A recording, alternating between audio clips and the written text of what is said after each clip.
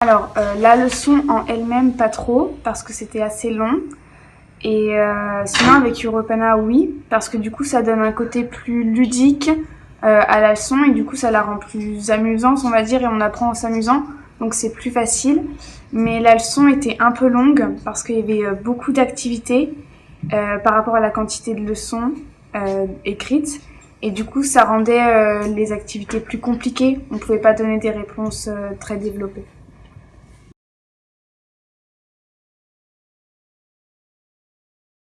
Alors, durant cette leçon, j'ai appris beaucoup du Moyen-Âge et de la société, de la hiérarchie triangulaire, etc. Mais aussi, surtout, de la chrétienté, comment elle s'est développée en Occident. Et c'était peut-être un peu trop, mais c'était intéressant quand même et on a appris son fonctionnement, etc.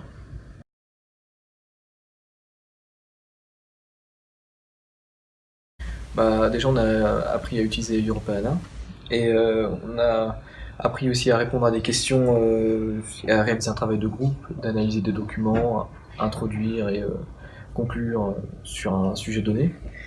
Et on a aussi appris à réutiliser des connaissances, à analyser des documents. Et, voilà.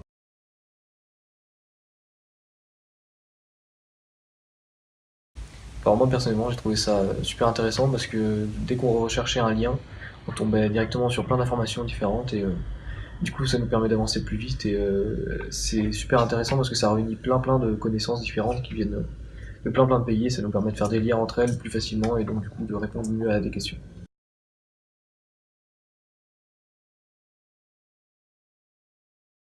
On a travaillé sur beaucoup d'activités, comme par exemple le mode de vie des moines dans une abbaye, le plan d'un monastère ou encore le tympan d'une église.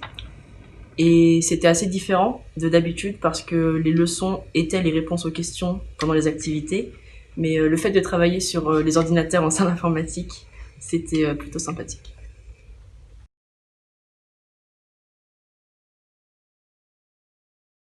Le travail de groupe est une méthode assez agréable pour travailler, je trouve, car ça change de d'habitude des cours. On est moins enfermé dans les phrases et ça permet à chacun de s'exprimer. Donc, je recommande cette méthode.